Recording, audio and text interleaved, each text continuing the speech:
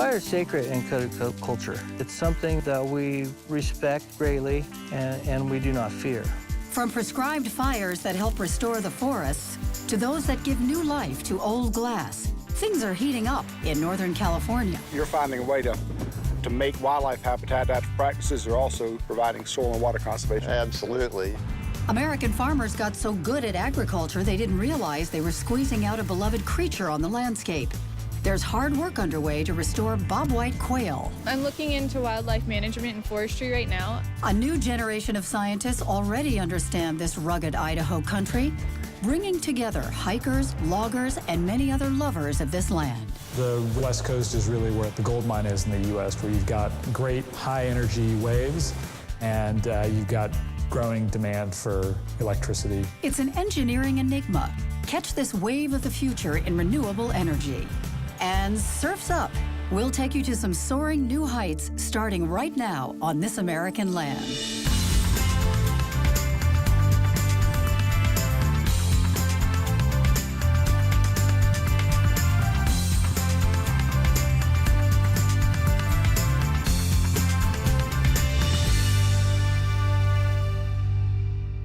Funding for This American Land is provided by the Turner Foundation. Hi, and welcome to This American Land. I'm your host, Ed Arnett. We've got some terrific stories for you today about the conservation of America's natural resources, our landscapes, waters, wildlife, and the people that are dedicated to conservation and making it work for all of us. Today we start off in Northern California, along the Pacific Coast, where hardworking folks in 5 counties are working to protect and restore wild public lands and rivers, providing enormous economic benefits for the region. Here's a look at how they're doing it. Out here on this river, you know, the Trinity is just a gorgeous area. Just lakes everywhere. There's like 1.1 to 1.5 million people going through Humboldt County, here to see the ocean, here to see the redwoods. And so that does bring a lot of people into our area for the local businesses. But when you get into the redwoods and you look up at a 300-foot redwood tree, it blows them away. My name is John McClure. I'm the president of Fire and Light in Arcata, California.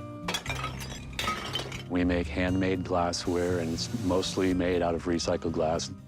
Well, a lot of the people who are here that have businesses here choose to keep their businesses here because of the environment, because of the access to the rivers and the lakes and the mountains and the ocean. Well, Trinidad is one of the smallest, if not the smallest cities in California. You can't get in and out easily, but the truth is because people are so determined to live here and make it work, they have done amazing things. Taking oftentimes completely raw materials like glass, rubber, plastics, paper, things like that, and turned them into high value added products. One of the things I love about being here is that we have enough people who really care about the environment. Julie Fulkerson, Mayor of Trinidad. Fire is sacred in culture. It's something that we respect greatly and we do not fear. Today, a lot of people are fearful of fire, and there's good reason. It's been excluded from the environment for a very long time, and when you do that, you get the effects that you're seeing today. My name is Bill Tripp. I'm the Deputy Director of Ecocultural Revitalization for the Cuttock Tribes Department of Natural Resources.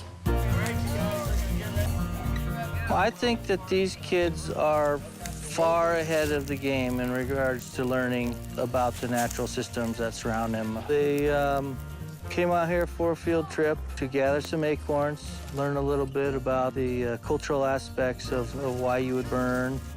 We've got locals here that are taking fire classes and getting certified for their first time. We've got seasoned fire professionals. We can reduce the risk of fire greatly by doing prescribed burns like we're doing today, but you can't eliminate it.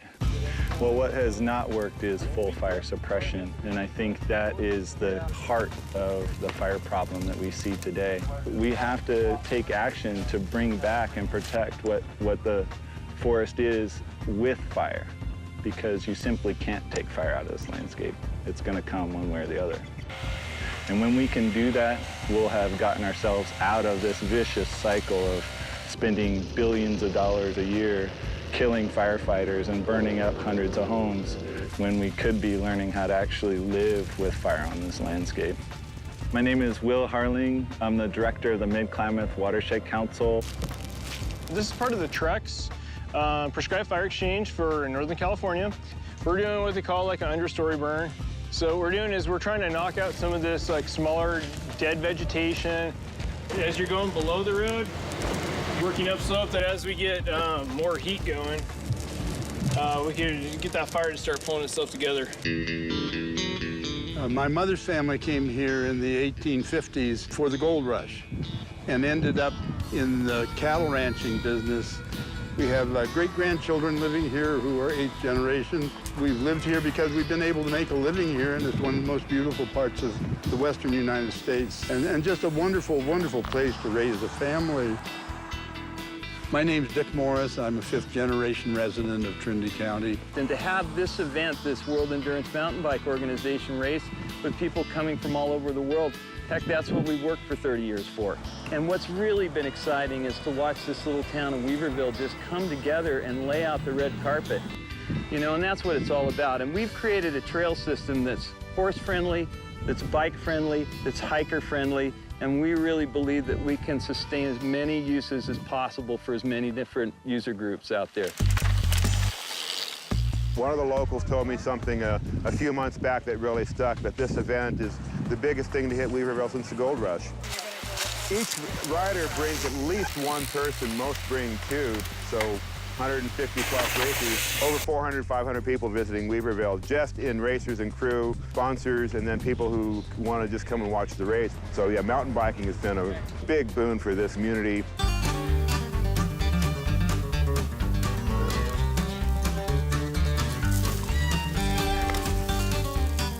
We have a whole small animals barn. We have chickens and turkeys and usually rabbits, pigs, goats.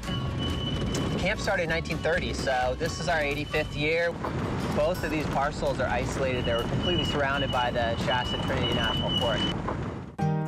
Having it be protected is really important for us, for the business that we run, because we use it for hiking, backpacking, horseback riding, overnights. Having a family business like that, it's really wonderful to be able to live here and to spend time here and to be able to make a living doing that. This is Hayfort Creek. Yeah, so this is our river where we come swimming every day. Our swim hole's right down here. I mean, you can literally walk for 20 miles and you won't get any kind of development at all. You know what I found over the years is Democrats and Republicans, timber business owners and artists and recyclers and all of those people, we're all here because we love the environment. Nature has a way of fixing people.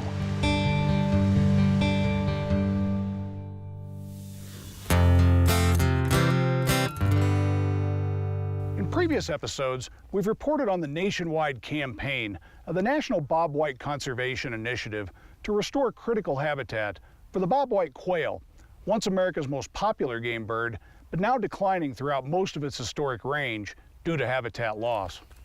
We've seen how efforts are being made to manage forests, pastures, and croplands to provide bobwhites and other wild species with the natural grassland habitat they need. In this final look at the campaign, we examine the successes and see what still needs to be done. Bobwhites used to be the #1 game species in the United States across the eastern half of the country. In all 3 of the major ways that humans use the land, cropland, forest land, and grazing lands.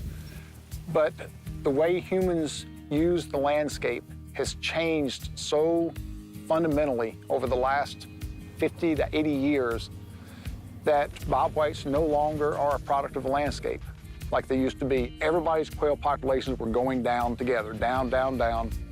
And that's how the National Bobwhite Conservation Initiative was born, was 25 independent states coming together to collectively attack a problem that was bigger than any one of them individually. I could hear them in there. I heard them. They're running that way. The range is across the southeastern United States, including some 37 states. Many of those states have seen declines in excess of 90%, 95%. So what we've seen is an extreme loss of the presence of this once common bird across the nation. Very steep declines in eastern Texas or in our prairies where farming is pervasive, large agricultural farms and just forestry. All the same changes that have affected this bird and other portions of its range have affected them in Texas as well. Ever since 1985, the farm bill that Congress passed that year, for the first time a conservation title was included in that farm bill that provided incentives to farmers to install and establish conservation practices on their land. Every time they take a step, they're manipulating the soil, and right where they manipulate the soil, you get some weed and forb growth, which creates seeds for quail. So cattle are a key wildlife tool if you use it correctly. More people now don't have to overgraze their property. And you're seeing, I think, actually more quail down in this country now than we saw 25 years ago, because without the overgrazing, the quail are doing better. A lot of the older farmers grew up with quail and were used to them and are really missing them now. Our sportsmen are very active in the state, have a real priority on quail and quail habitat restoration. I move my cattle every day. Everybody thinks it's something new, but it's actually the way they did it in the 1800s. Smaller fields, give grass a chance to rest between grazings. I think everybody tries to do the right thing. NRCS helped tremendously by helping fund some of this and giving me the know-how and the knowledge to do it. This is a cool season pasture, predominantly fescue, tall fescue, a little bit of orchard grass. This is what you're gonna get across the landscape, heavily grazed. You'll see not a lot of cover for quail, grassland songbirds, not a lot of good habitat there. You know, what we saw on the other farm, the Peebler farm, was really the exact opposite. Some really good cover for wildlife. We completely changed the landscape here at Shaker Village. Prior to 2009, it was just a cool season cattle pasture. We wanted more of a push towards recreation and wildlife habitat. So we've got, you know, over our 3,000 acres here at Shaker Village, we've got 1,200 in active wildlife habitat management. So that's really something that we like to promote. I like to brag about it as much as possible. Our ultimate goal is we want high-quality habitat on the landscape so that wildlife can thrive, and also that the customers are happy too, because when they're happy, they're going to want more of it or to take care of it, and that's what we need.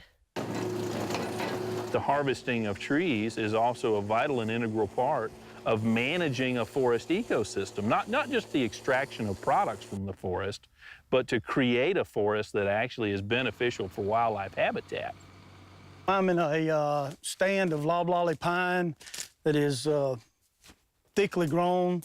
It was planted for commercial industrial forestry. There's millions of acres of this planted across the southeast. What we're looking for is to open this up to create a more open habitat for quail and other species.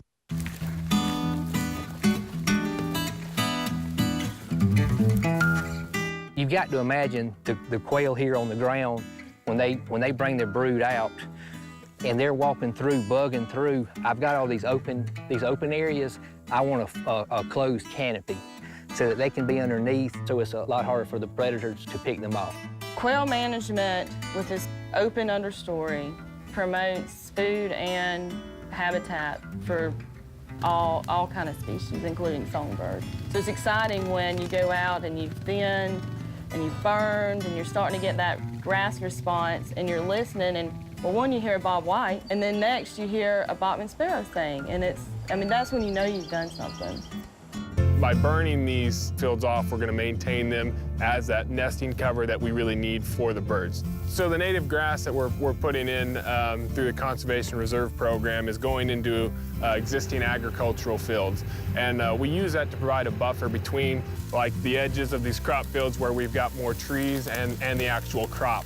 And what that's doing for us is it's providing diversity and that missing habitat component here.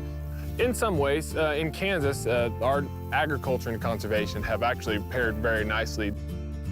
We've really added a lot of neat stuff on this property in the places where it'll do the most for soil and water conservation. You're finding a way to make wildlife habitat practices are also providing soil and water conservation. Absolutely. That's the hardest thing when you're working with people who are trying to make a living off the land, is getting them to do everything that is needed to make it all come together. We have the technical knowledge for how to restore bobwhite habitat. We know how to do it in croplands, we know how to do it on grazing lands, and we know how to make bobwhite habitat in forest lands. What we don't have is the clout to address the social and cultural parts of the problems, which is dealing with the people, dealing with the politics, and dealing with the money that it's going to take to change the way humans use land at a scale big enough to turn entire wildlife population trends in a more positive direction.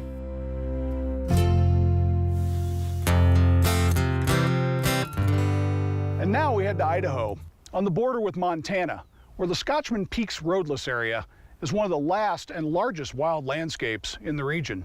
Scotchman Peaks is being proposed for federal wilderness designation with the support of a wide coalition of local groups who see growing economic benefits from outdoor recreation, tourism, and a sustainable timber industry. I think it's a very important piece of land that we're trying to protect.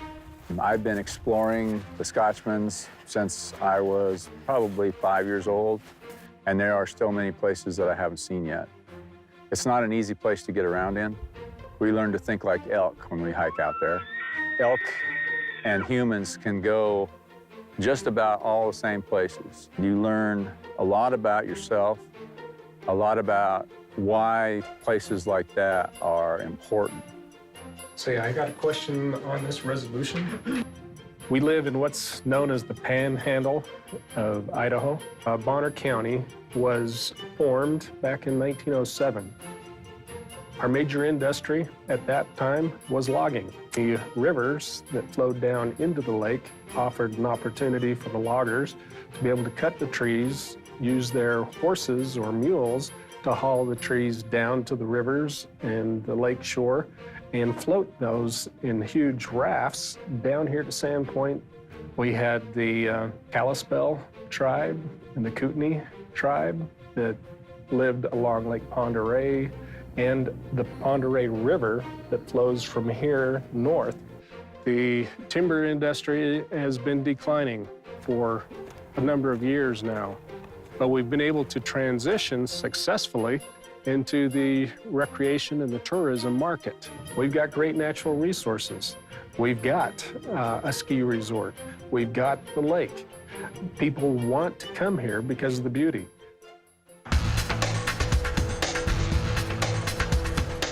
A lot of the trees are ponderosa pine. We also manufacture cedar lumber, western white pine lumber. This isn't your grandfather's or even your father's timber industry. The machines that you see behind me and the mechanization that goes on in that mill, we get value out of every piece of lumber we produce.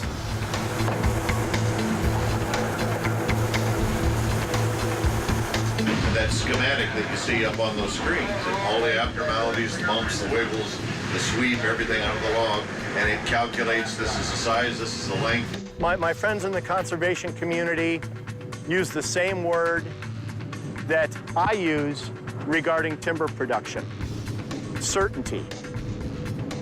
When you protect an area, you're certain it'll be there for future generations. The history of timber and wilderness conflicts is just that, it's history. These days, timber folks and conservation folks see pretty much eye to eye on the landscape. A lot of the way that the land has been planned by the national forests over the last couple of decades have allowed for areas such as the Scotchman Peaks to be proposed for wilderness and have allowed for other areas to be recommended for suitable for timber production or restoration work. Are we all set? All righty. So if we don't have needles or leaves, what are the things we can look at to identify plants? Bark. Bark is an excellent choice. Sandpoint is a great place to teach science. I teach horticulture, forestry, and environmental sciences. And weather permitting, we are outside way more than we are inside. Many of the students do go directly into employment in the field. More go on to college because they want to get a better career. But a lot with the skills they learn in these classes, they go right to work. And that's kind of the intent of the program, is that they are ready to go to work as a timber cruiser, working in a greenhouse, being a technician monitoring water quality. When we look at the challenges coming to our society, whether it's providing food, whether it's mitigating climate change. We need wide open spaces like this to study the way the natural systems work. I'm very hopeful that some of these students are the ones that will find those solutions, because we're in a world of hurt if they don't. I'm looking into wildlife management and forestry right now. I do want to spend time outside and working with animals in the trees and whatever, you know, outdoors. And I want to work for either a national park or the Forest Service. With this record-breaking fire season, I kind of found an interest in firefighting. And so I hope to pursue a career in that. I'm going to be headed off to college next year, and as I'm trying to find a new home, I definitely need to be somewhere similar to this. And so when we keep the trails clear, it's a way that we are enabling other people to have a shared wilderness experience here. Before we do the final thing, we need to have a couple cuts. A couple cuts to relieve some of that tension. We didn't use a chainsaw because our mission in the Scotchman Peaks is to keep it as primitive as a place as possible. And using simple tools that aren't mechanized, like the crosscut saw and the Pulaski or an axe, help us maintain that experience. I think that that is the best way to reach people on the trail, is just talk about the treasure that they're enjoying while they're hiking on the trail, and inform them about how to keep it beautiful. And so it was really easy for me because I love this place. I absolutely love this place. And I've been super blessed with the opportunities to come and work for the Friends of the Scotchman Peaks, and recently got an opportunity to work for the Lower Clark Brook Watershed Group. Wilderness is part of my soul. My wife, Deb, and I have hiked the lengths of the Appalachian Trail, Pacific Crest, and Continental Divide trails. And while we've seen a lot of the wild landscapes on the continent, we've also seen a lot of managed lands. The Scotchman Peaks stand out as one of the wildest areas that we've ever experienced. The Friends of Scotchman Peaks Wilderness believes that the 88,000-acre Scotchman Peaks roadless area deserves wilderness protection, as do our communities surrounding it. We find that people who live here locally hold very similar values. Conservationists, timber folks, people who are in manufacturing, people who just are scrabbling to make a living, still have this connection to the land. We all cherish the landscape. Every time we can set something like this aside, we, I think, have a better chance of ensuring the future of the human race, the future happiness of the human race, too.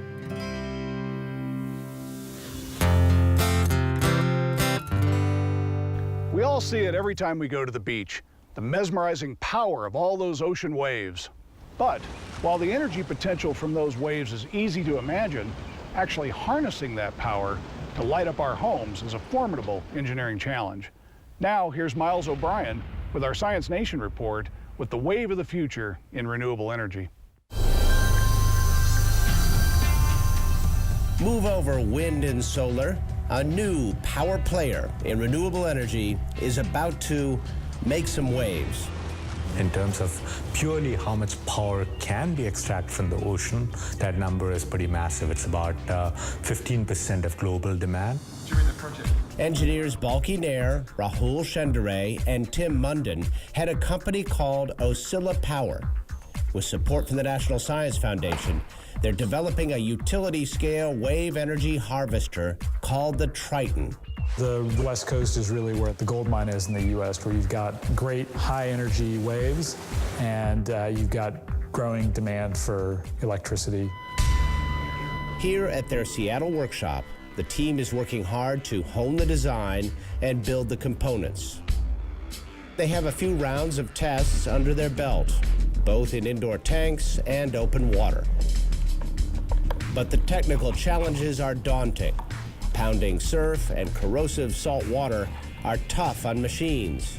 It's a very, very multidisciplinary engineering problem. You have hydrodynamics, you have mechanical engineering, you have civil structures, you have electrical engineering, you have composites, you have materials science, and all sorts of different areas that have to come into play in order to make something that works. And the technology has to do more than just work. It has to work at the right price. For wave energy to do what it's capable of doing, costs need to come down on the order of 10 to 15 cents a kilowatt hour or lower. The Triton uses an electromagnetic process called magnetostriction. A floating platform houses generators made of a special metal alloy.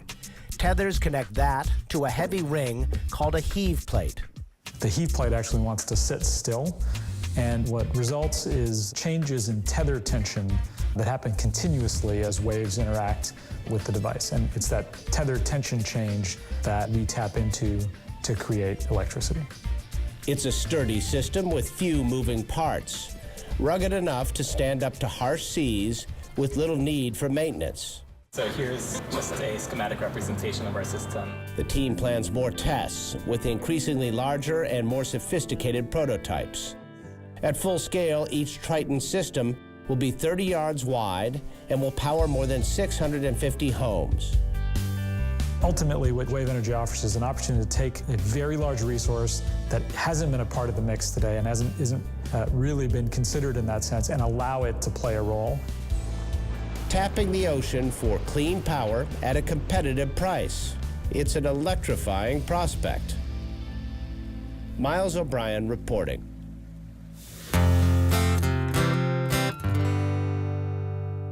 That's all for now, and thanks for joining us this season. We'll see you next time on This American Land. For more information about this program, visit thisamericanland.org and like us on Facebook. Funding for This American Land is provided by the Turner Foundation.